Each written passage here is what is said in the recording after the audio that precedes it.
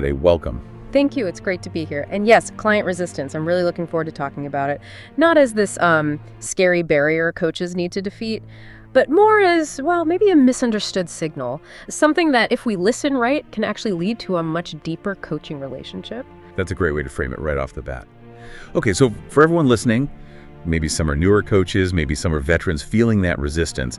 Let's get a clear definition. When we say client resistance, what are we actually talking about? What does it look like, feel like? Right. So basically resistance is when a client, and this could be conscious or, completely unconscious, they create obstacles that kind of disrupt the natural flow of coaching, the forward movement. It's often subtle stuff, maybe vague answers to your questions, or denying something I just seem to agree with, getting easily distracted, changing the subject, or maybe just not doing the tasks they agreed to do between sessions. It's that pushback. So it's not always this big dramatic refusal. It sounds more like sometimes you feel this almost invisible wall just pop up between you. That's a perfect way to put it. An invisible wall. It really feels like that sometimes. But the key thing, the absolute key, is how the coach approaches that wall. You don't go at it with a hammer, trying to smash through. No, you approach it with real curiosity. Like, what's this wall made of? Why is it here now? What's its purpose for the client? That curiosity is what helps you find the door. Curiosity, not force. That's a huge distinction. But okay, here's the big question for me then. If someone chooses coaching, they sign up, they show up, why would they then resist?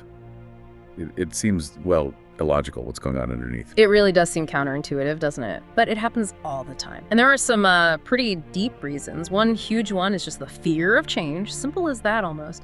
Even positive change, the stuff they say they want, can feel really unsettling. It shakes up their mental security, their status quo. Our brains kind of like predictability. So even good change can trigger this unconscious feeling of loss, maybe, like grieving the old self. And that comes out as resistance. Interesting. Fear of the good stuff, even.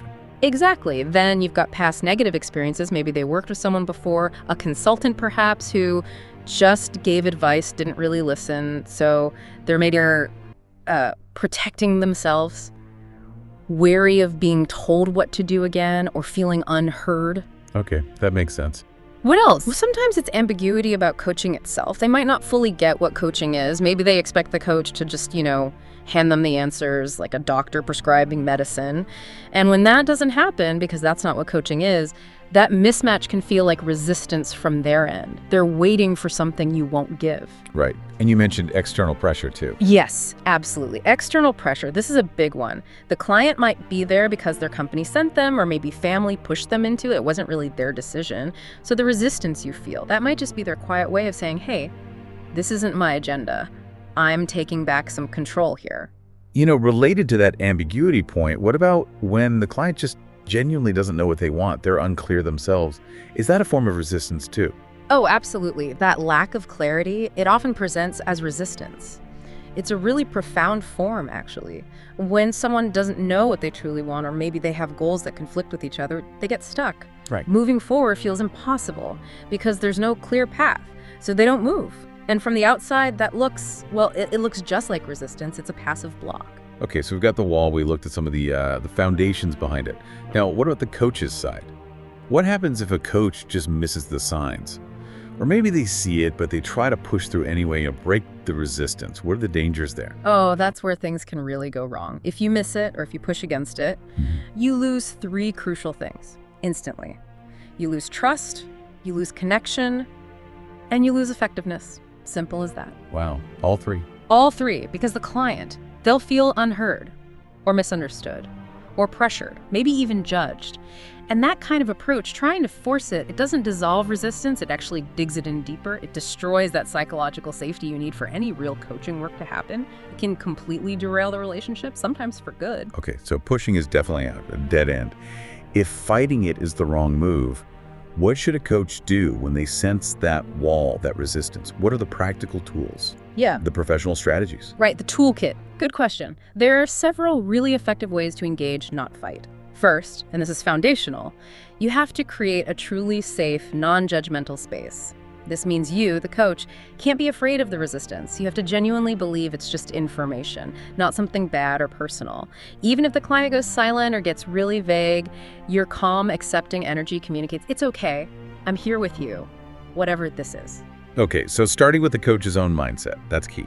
Absolutely. Second, you reflect behaviors gently, neutrally. It's like holding up a mirror, but without any judgment attached. So you might say something like, I notice your answers seem quite short today, is that right? Or I'm sensing some hesitation around this topic.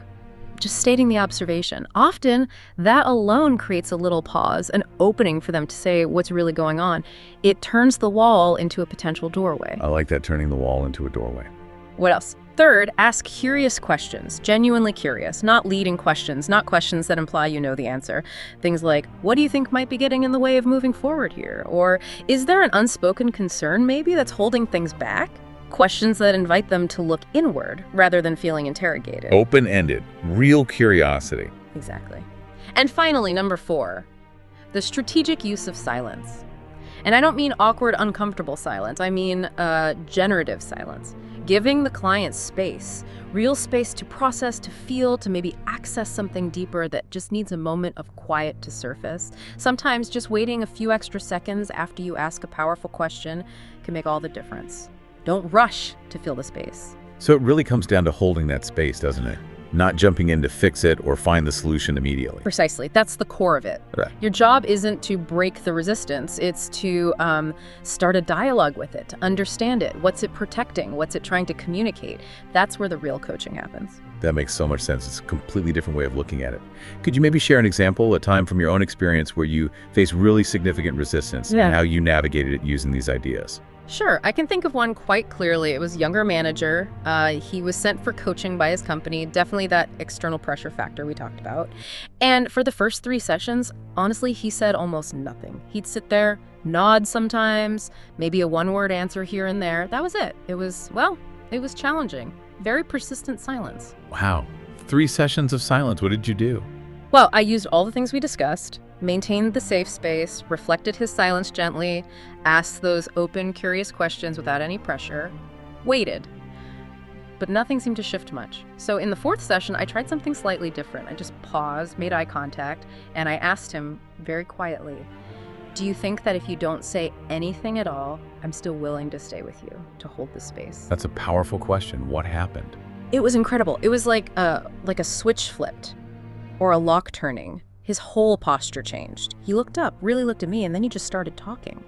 He opened up about all these fears, these pressures he felt, things he hadn't dared to voice.